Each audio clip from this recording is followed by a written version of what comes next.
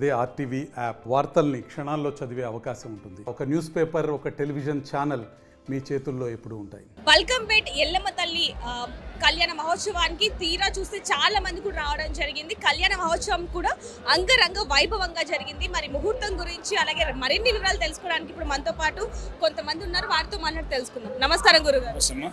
మీ చేతుల మీదుగా అమ్మవారి కళ్యాణం జరిగింది, ఎలా అనిపిస్తుంది? బాగుందమ్మా, బాగా జరిగింది. కళ్యాణం ఇవన్నీ ఏర్పాట్లు బాగా చేశారు, బాగానే ఉంది. అమ్మవారి కళ్యాణం అంగరంగ వైభవంగా జరిగిందండి.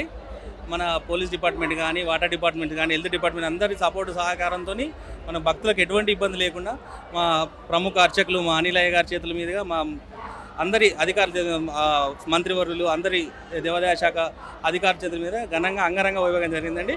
దగ్గర ఈరోజు 5 నుంచి 6 లక్షల మంది అమ్మవారి దర్శనం చేసుకుంటారు. ఇక్కడ ఎటువంటి లోటుపాటు లేకుండా చాలా సంతోషంగా జరిగినందుకు చాలా ఆనందంగా భావిస్తున్నాం. అంటే గత ప్రభుత్వంతో పోలిస్తే ఈ ప్రభుత్వం ఇంకా అంగరంగ వైభవంగా ఏర్పాట్లు జరిగింది అనొచ్చా, జరిగాయి? అట్లా చెప్పడానికి లేదు. ఏ ఇయర్కి ఆ ఇయర్ అమ్మవారు హైలైట్ చేసుకుంటుంది. ప్రభుత్వాలు అదంతా అది మేము చెప్పలేం, అట్లా కాదండి, అట్లా కరెక్ట్ కాదు. లాస్ట్ టైం మా మంత్రివర్యులు తలసాని శ్రీనివాస్ యాదవ్ గారు కూడా చాలా ఘనంగా నిర్వహించారు. ఇప్పుడు ఇంకా మేము ఎప్పుడు అమ్మవారి సేవలో ఉంటాం. నేను X trust board member 2 times చేశాను. అమ్మవారి సేవలో ఎప్పుడు ఉంటాము. ప్రభుత్వాలతో సంబంధం లేదు. అమ్మ ఎలా నిర్వహించుకోవాలనో అలా నిర్వహించుకుంటుంది. మేమైతే తలసాని శ్రీనివాస గారి ఆధ్వర్యంలో చాలా అంగరంగ వైభవంగా జరిపిస్తూనే ఉంటాం. ఇప్పుడు కూడా ఆయన ఆదేశాల మేరకే ఇక్కడ మేము ఉన్నాము, సేవ చేసుకుంటున్నాము. అంటే మామూలుగా కళ్యాణం రోజే కాకుండా మిగతా రోజులు కూడా ఒడిబియ్యాలు పోస్తూ ఉంటారు, బోనాలు కూడా అమ్మవారికి సమర్పిస్తూ ఉంటారు. ఈ రోజు ఏ విధంగా ఉందండి? ప్రతి ఆదివారం మంగళవారం ఇక్కడ జాతరలాగానే ఉంటుందమ్మా. ప్రతి ఆదివారం మంగళవారం దగ్గర 25,000 మంది వస్తారు. రోజు బోనాలు ఎక్కిస్తారు, ఒడిబియ్యాలు పోస్తారు, అభిషేకాలు చేయించుకుంటారు, మొక్కులు తీర్చుకుంటూ ఉంటారు. ఈ రోజు అధికంగా వస్తారు. ఆషాఢ మాసంలో మొదటి మంగళవారం అమ్మవారి కళ్యాణోత్సవం జరుగుతుంది. మొదటి సోమవారం వచ్చేసి అమ్మవారికి గణపతి పూజ, పుణ్యావచనం, పృథ్వీకరణ, అమ్మవారికి ఎదుర్కోలు ఇవి జరుగుతాయి. అదే మళ్ళీ మంగళవారం పొద్దున వచ్చేసి 3:30కి అభిషేకం ఉంటుంది. దాని తర్వాత కళ్యాణోత్సవం జరుగుతుంది. అంటే ఇప్పుడు మామూలుగా గత సంవత్సరంతో పోలిస్తే ఈ సంవత్సరం భక్తుల సంఖ్య కూడా ఎక్కువగానే ఉంది. మరి ఏ విధంగా ఉందండి? అంత ఎక్కువనే ఉంది. లాస్ట్ టైం కన్నా కూడా ఈసారి ఎక్కువనే ఉంది. పెరుగుతూనే ఉంటుంది, ఇయర్ బాగా పెరుగుతూనే ఉంటుంది. అమ్మవారి దయ వల్ల అన్ని దర్శనాలు అవన్నీ బాగానే జరుగుతుంటాయి, చేయించుకుంటున్నాం. ఇప్పుడు కళ్యాణ మండపంలో అమ్మవారిని ఎప్పటి వరకు ఉంచుతారు? సాయంత్రం 5 గంటల వరకు ఉంచుతాము. అంటే ప్రతి ఒక్క భక్తులు కూడా అమ్మవారిని దర్శించుకొని వెళ్ళొచ్చు? ప్రతి ఒక్క భక్తులు దర్శనం చేసుకొని వెళ్ళొచ్చు. అమ్మవారిని దర్శనం చేసుకొని ఇక్కడ కళ్యాణమూర్తి దర్శనం చేసుకొని వెళ్తారు. మామూలుగానే అమ్మవారిని దర్శించుకోవడానికి చాలా మంది భక్తులు వస్తూ ఉంటారు. అలాంటిది ఈరోజు కళ్యాణ మహోత్సవం అవ్వటంతో ప్రతి ఒక్కరు కూడా అమ్మవారిని దర్శించుకొని వారికి ఏమైనా కోరికలు ఉంటే ఇక్కడ మొక్కుకొని మరీ వెళ్ళడం అనేది ఇక్కడ జరుగుతూ ఉంది. చాలామంది కూడా ఇక్కడ అమ్మవారికి తలంబ్రాలు ఏ విధంగా అయితే పోసారో మనం చూడొచ్చు. వాటిని ఇంటికి తీసుకెళ్ళి డబ్బులు వచ్చిన దాంట్లోనో లేకపోతే బియ్యంలోనో వేసుకుంటే చాలా మంచి జరుగుతుంది అని చెప్పి ఒక నమ్మకం కూడా ఉంది భక్తుల్లో. అక్షింతల కోసం చాలా మంది ఎదురు చూస్తూ ఉంటారు. బల్కంపేట ఎల్లమ్మ దగ్గర బాగా లేదండి. తిరుపతిలో ఒక్క ముక్కొంటి ఏకాదశి రోజు ఎంత బాగా మెయింటైన్ చేస్తారు, ఇక్కడ అట్లా లేదు. అక్కడ విఐపీలు కానీ ఇట్లా రారి ఇష్టం ఉన్నట్టు ప్రతి గల్లీ లీడర్లు 50 మంది తీసుకొని వస్తున్నారు. 10,000 మంది ఒక 2 గంటలు వెళ్ళిపోయారు లోపలికి. ఇప్పుడు 20,000 మంది లైన్లో ఉన్నారు. ఏం కావాలి? నాకు ఆకలి అవుతుంది, దాహం వేస్తుంది, నీళ్లు లేవు, ఏమైనా ఇవ్వడానికి ఏ వసతులు లేవు. ఇక్కడ ఇబ్బందులు చాలా ఉన్నాయి భక్తులకు. ఇంత చిన్న ఏరియాలో ఎంత ఎఫెక్టివ్గా మెయింటైన్ చేయాలి అసలు? ఒక్కసారి సంవత్సరానికి ఒక కళ్యాణంకి వస్తుంది మనకి. తిరుపతిలో ఎంత మెయింటైన్ చేస్తున్నారో ఒక్కసారి చేయలేరా వీళ్ళు? పోలీసు చూడండి, ఒక పోలీసు 50 మంది తీసుకెళ్తున్నారు. వీళ్ళు అంటున్నారు భక్తులు పోలీసులు సహకరించగలరు అంటారు, కానీ పోలీసులు భక్తులకు సహకరించాలి ఫస్ట్. ఈ 50 మంది లోపల తీసుకుపోవాలి, మంచి చేయాలి ఫస్ట్. ఒకవేళ 3 బ్యారికేడ్లకు ఒక గేట్ పెట్టండి. ఇబ్బంది ఉంటే 4 గంటలు నిలబడ్డాం, బయటకనే వెళ్ళిపోతాం. అట్లీస్ట్ మేము 9 గంటలకు వచ్చామండి. ఏందండి ఇది? ఇబ్బందిగా ఉన్నది. 1 గంట అయిపోయింది, ఆకలిస్తుంది. ఇప్పుడు నేను ఉండాలంటే అది కూడా లేదు. ఇక్కడ వాటర్ ఇచ్చిన వాటర్ లేవు, ఇది పాకెట్ ఇచ్చిన అంతే అయిపోయింది. అసలు ఏం మెయింటెనెన్స్ లేదు, ఫెసిలిటీస్ లేవు. ఏం మెయింటైన్ చేస్తున్నారు? వాళ్ళు గొప్ప చెప్పుకుంటే సరిపోదండి. బల్కంపేట టెంపుల్ వాళ్ళు బల్కంపేట బోనాలు జాతర 2024 ఈసారి చాలా ప్రశాంతంగా జరుగుతుంది. ప్రజలకు ఎక్కడ ఇబ్బంది లేకుండా పోలీసు, తర్వాత వాలంటీర్సు, తర్వాత టెంపుల్ అధికారులు, టెంపుల్ కమిటీ సభ్యులు, ప్రజాప్రతినిధులు అందరూ కూడా సహకారం చేసి ఈసారి పోయిన సంవత్సరానికంటే ఇంకా ఎక్కువ ప్రశాంతంగా దీన్ని జరపడం జరుగుతుంది. పోయినసారి కంటే ఈసారి ఎక్కువ మంది భక్తులు వచ్చారు కాబట్టి అంటే పోలీస్ సిబ్బంది కూడా ఎక్కువగా పెంచారు అనొచ్చు. అవునవును, ఈసారి పోలీసు సిబ్బందిని కూడా ఎక్కువ డ్యూటీలో డెప్యుటేషన్ చేయడం జరిగింది. అదేవిధంగా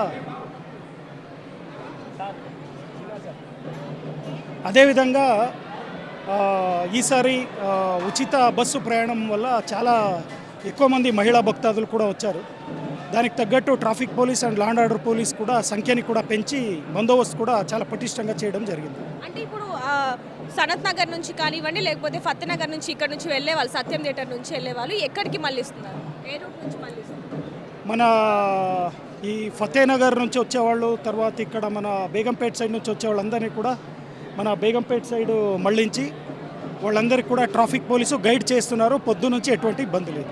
ప్రస్తుతానికైతే ఎలాంటి ఇబ్బంది కలగలేదంటారు భక్తులకు? భక్తులకైతే ఎటువంటి ఇబ్బంది లేదు. పొద్దున వివిఐపి ఎంట్రన్స్ సమయంలో కొంచెము కన్ఫ్యూజన్ ఏర్పడింది. దాన్ని కూడా తర్వాత మేము సరిదిద్దుకున్నాము. ఇప్పుడు ఎటువంటి ప్రాబ్లం లేకుండా భక్తులు ప్రశాంతంగా వచ్చి తొందరగా స్వేచ్ఛగా వాళ్ళు అమ్మవారి దర్శనం చేసుకుంటూ వెళ్ళొచ్చు. ఎక్కడి నుంచి వచ్చారు? నమస్తే, మాది బండ్లగూడ అండి. నగరం బండ్లగూడకి వచ్చాము. ప్రతి సంవత్సరం వస్తాము, అమ్మవారి కళ్యాణానికి దర్శనానికి వస్తాము. ఆషామాసంలో మనకి అమ్మవారి ఎల్లమ్మ కళ్యాణం కాబట్టి పెద్ద ఎత్తున ఈసారి గవర్నమెంట్ కూడా రేవంత్ రెడ్డి వారు కొత్తగా సీఎం అయినందుకు ఏర్పాట్లు కూడా చాలా మంచిగా చేసినారు. గతంలో కంటే ఈసారి డిఫరెంట్ కనబడుతోంది. పబ్లిక్ కూడా ఎటువంటి డిస్టర్బ్ లేదు. విఐపి దర్శనాల కంటే నార్మల్ జనాల పబ్లిక్కే చాలా ఫ్రీగా ఉంది. ఈసారి చాలా బాగుందమ్మా. ఈసారి అంటే ఇప్పుడు మీరు అంటున్నారు విఐపి లైన్ ఏదైతే ఉందో దానికంటే నార్మల్ భక్తులదే తొందరగా అయిపోతుంది అన్నారు. మరి అలాంటప్పుడు విఐపి ఎందుకు పెట్టాల్సిన అవసరం ఎందుకు వచ్చింది? విఐపీలు అంటే వాళ్ళు టైం ఇయర్గా అమ్మ, వాళ్ళు వచ్చి వెళ్ళిపోతారు. ఇప్పుడు నార్మల్ భక్తులేమో 1 hour 2 hours అని ఆగుతారు, కానీ విఐపీస్ వచ్చి వెళ్ళిపోతారు. కాబట్టి వాళ్ళతోటి మిగతా భక్తులకి డిస్టర్బెన్స్ ఉండకుండా అని విఐపీ లైన్ పెట్టారు, అంతేగాని ఇంకోటి వాటర్ కూడా లాస్ట్ టైం వాటర్ ప్యాకెట్స్ పెట్టారు, ఈసారి వాటర్ బాటిల్స్ పెట్టిరు. పొన్నం ప్రభాకర్ గారు కానీ మినిస్టర్ వారు చాలా పట్టించుకొని చాలా బాగా చేశారు. వాటర్ బాటిల్స్ ప్రతి ఒక్కరికి, చిన్నపిల్లలకు కానీ ఎవరు కానీ మహిళలకి చాలా పెద్ద ఎత్తున కార్యక్రమాలు చేశారు. చాలా మంచిగా ఉంది ఈసారి. నమస్తే. నమస్తే. ఏంటి ఈరోజు మీరు ఇంత సింపుల్ గా ఉన్నారు? అంటే అమ్మవారి కళ్యాణం కదా, ఎంత సింపుల్ గా ఉంటే అంత బాగుంటుంది అని. నిజానికి అమ్మవారి కళ్యాణం అంటే మీదే, మీరు చాలా హడావిడి చేస్తూ ఉంటారు మామూలు సమయంలోనే. మరి ఇప్పుడు ఎందుకు ఇంత సింపుల్ గా? అంటే యాక్చువల్లీ ఏం లేదు, పండగ అంటే మనకు కొంచెం సాంప్రదాయాల్ని వాటిని పాటించాలి కాబట్టి అందరూ రెడీ అయ్యారు. అమ్మకి మనస్ఫూర్తిగా నమస్కారం చేసుకుంటే చాలు అనే ఒక ఉద్దేశంతో అంతే. ఫోనం ఎత్తట్లేదా? లేదండి, మా కమ్యూనిటీ వాళ్ళు ఎత్తుకున్నారు, మా కూతురు ఎత్తుకుంది. సో నేను బోనం ఎత్తుకునే వయసు దాటింది అనుకుంటా, నాకు ఓపిక లేదు. ఎలా అనిపిస్తుంది అంటే పోయిన ఇయర్ వరకు కూడా మీరు ఫోనం ఎత్తారు, ఎలా అనిపిస్తుంది మీకు? అంటే కొత్త ప్రభుత్వం చాలా మంచిగా గుళ్ళన్నిటికీ డబ్బులు ఇవ్వడము, ఎంకరేజ్ చేయటము, బోనాలని చాలా బాగుంది. అండ్ గవర్నమెంట్ సపోర్ట్ వల్ల ఈ సంవత్సరం పండగ 10 బాగా చేస్తున్నారు అందరూ. సో ఆ హ్యాపీనెస్ ఆల్రెడీ అక్కడ కనిపిస్తుంది మనకి. యా, చాలా మంది అంటే కొన్ని లక్షల్లో వచ్చారు ఇక్కడికి. సో ఇదంతా చూసి హ్యాపీ అనిపిస్తుంది. చాలా అమ్మవారు ప్రతి ఒక్కరిని, ఆ బల్కంపేట ఎల్లమ్మ తల్లి అందరినీ అష్ట ఐశ్వర్యాలతో సంతోషంగా చూడాలి అని మా ట్రాన్స్ మహిళల తరఫు నుంచి కూడా మేము అమ్మవారికి ఎప్పుడూ కోరుకుంటూ ఉంటాం. థ్యాంక్ యూ అండి. ప్రతి సంవత్సరం కూడా ట్రాన్స్ తరఫున అమ్మవారికి ప్రత్యేకమైన బోనాలు కూడా సమర్పిస్తూ ఉంటారు. మరి ఈ సంవత్సరం ఏ విధంగా సమర్పిస్తున్నారు అనేది కనుక్కుందాం. నమస్తే అండి. నమస్తే. తెలంగాణ ప్రజలందరికీ ప్రత్యేకమైన ధన్యవాదాలు. ఈ శుభ సమయంలో బోనాల జాతరలో నా మనస్ఫూర్తిగా రేవంత్ రెడ్డి గారికి, అలాగే మన బోనాల పండగకి బల్కంపేటలో విచ్చేసిన ప్రజలందరికీ నా హృదయపూర్వక నమస్కారాలు.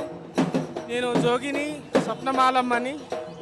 గత 35 సంవత్సరాలుగా నేను జోగినిగా ఉంటున్నాను. బోనాల కార్యక్రమాలు ఎన్నో మేము తలపెడుతుంటాము, బోనాలు ఎత్తుకుంటుంటాము.